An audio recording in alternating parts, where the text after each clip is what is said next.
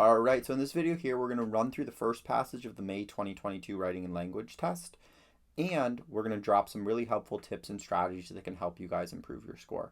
Now, the writing and language section on the SAT is probably the easiest place to improve your score. You really just have to start to learn the grammar rules and understand the section and understand what they're looking for in the right answers to be able to improve pretty quickly.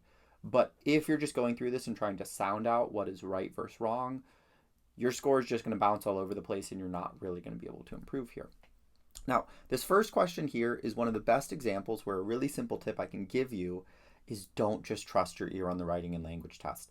This test is intentionally written where what sounds right isn't necessarily the right answer unless you have a really, really good natural ear. Most likely your ear is going to direct you in the wrong way. And this is one of those types of questions that messes up so many students. This is subject-verb agreement. I have an entire video breaking this down, as well as the trick that lets me know that D is automatically the right answer here without even reading the sentence. But here, very simply, indigenous peoples were is the only one that makes any sense there. But that video is going to break it down in a lot more depth, so you can check that out.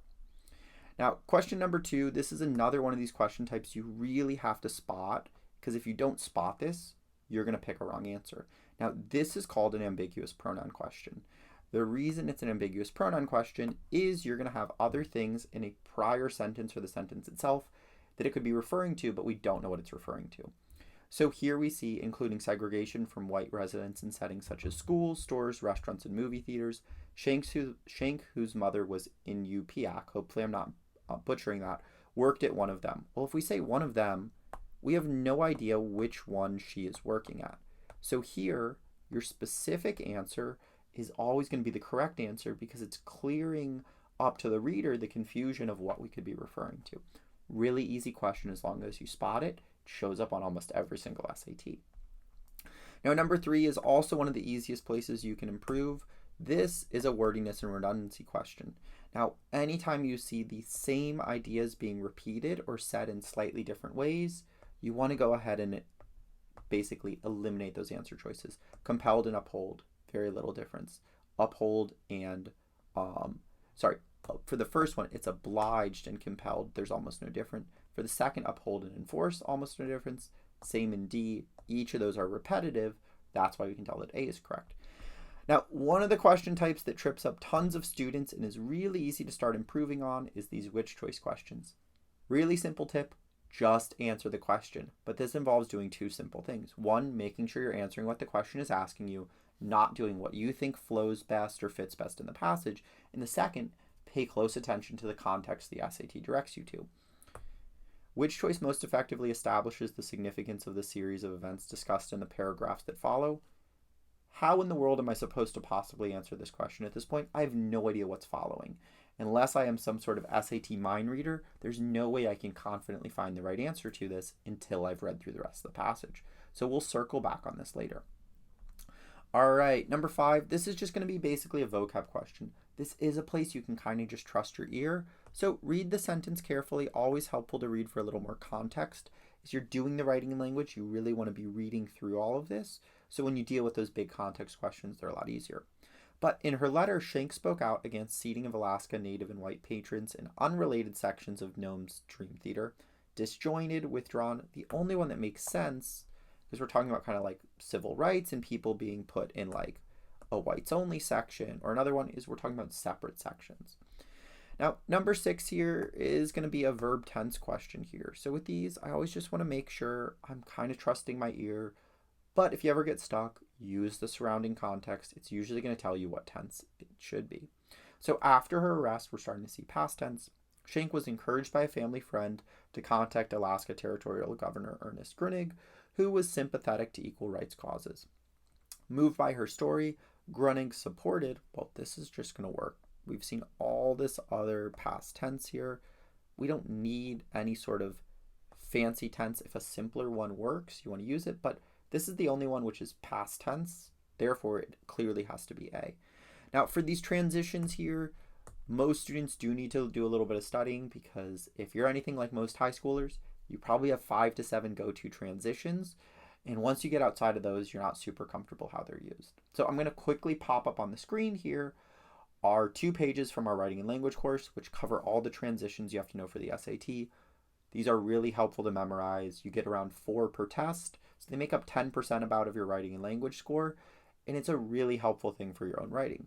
But with these, you always just want to read for context, and it's all about the relationship between the 2 sentences. So Shank's influence did not end there. I always want to ignore this part at first so I get a clean read. In 1945, when the Alaska Territorial Legislature was debating an equal rights bill, her experience was cited as a prime example of the unfair treatment of minority groups. In other words, we're not expressing it in a different way. We're not saying it's a consequence of this. After all, is like a summation. We're going to use however here. Now, number 8 is another one of these where if you trust your ear, you might get some of these right, but you're probably not going to get all of them right. These are sentence structure questions, and they're really black and white if you know your grammar rules. What we're almost always looking for are the types of clauses. In 1945, when the Alaska Territorial Legislature was debating an equal rights bill, dependent clause. Her experience was cited as a prime example of the unfair treatment of minority groups. Independent clause. If you have dependent to independent, you need to pick B. If you have no idea what I'm talking about with dependent and independent, I'm going to pop below where you guys can take a free trial access of my writing and language course. Don't need a credit card or anything. It covers all of these sentence structure rules. They're one of the most important things to learn on the test. They can improve your score 30, 40 points just by learning these. Now, number 9 here looks to be some sort of punctuation question here. So her story affected lawmakers just as it had Grunning, and it helped assure the passage of the Alaska Anti-Discrimination Act of 1945. Well, this is perfectly fine as it is. This comma is not following any of our comma rules. I'm not going to dive into all of those because I'll be talking for 10 or 15 minutes here. But if you have a colon or a single dash, you need to be okay stopping reading right before it. It's a simple way. You can think about it. You need to have an independent clause. But if we say it helped assure, we need to keep talking. If we say it helped assure the passage, we need to keep talking because we're talking about this thing. That's why we can tell that A is correct here.